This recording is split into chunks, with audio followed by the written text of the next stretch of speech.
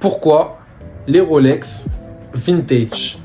On a deux teams. La première, c'est les collectionneurs. Donc eux, ils veulent patine d'origine, tritium, vraiment une cohérence historique. Et je les comprends honnêtement. C'est important, une montre qui a traversé 60 ans, quoi, elle n'a jamais été modifiée, elle est dans un super état. Même la patine, des fois, ça leur donne au Rolex vintage un charme magnifique. Ça, c'est la première team. La deuxième, eux, ils veulent pas mettre 15 000 € dans une sortie de boutique. Donc, ils préfèrent avoir une petite Datejust sympa au poignet pour 3 fois moins cher.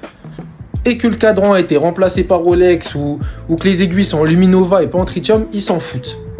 Après, je les comprends aussi parce que quand on n'a pas forcément le budget et qu'on a 15 000 € au poignet, on a peur de faire une rayure, on sait qu'on perd 300 € à chaque rayure. On n'est pas tranquille avec sa montre, on profite pas pleinement de sa montre. Donc, je comprends les deux camps. Maintenant, j'aimerais savoir, vous êtes dans quel camp?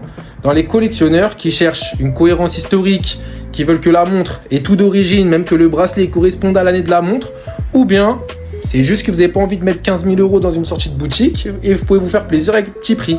J'ai aussi un client, il a acheté 3 Rolex Datejust vintage avec 3 cadrans différents. Et pour le prix d'une Rolex actuelle, il a 3 cadrans différents, il peut en porter une nouvelle tous les jours. Et je le comprends aussi.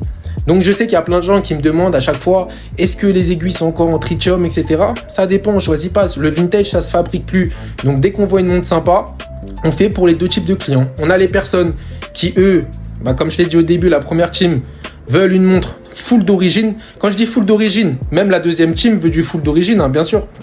Mais juste, ils s'en foutent que le cadran ait été changé par Rolex, qui est du Luminova à la place du tritium. Moi, je fais un peu partie de ce camp-là, mais je comprends aussi les collectionneurs sur certaines montres. Je trouve ça magnifique qu'il y ait une patine. Je trouve ça bien quand tout concorde en termes de date, etc. Donc voilà, c'était Karl Rolex. Si vous cherchez des montres, allez sur Maison THR. Et à bientôt pour la prochaine vidéo. Et dites-moi dans les commentaires, vous faites partie de quel team?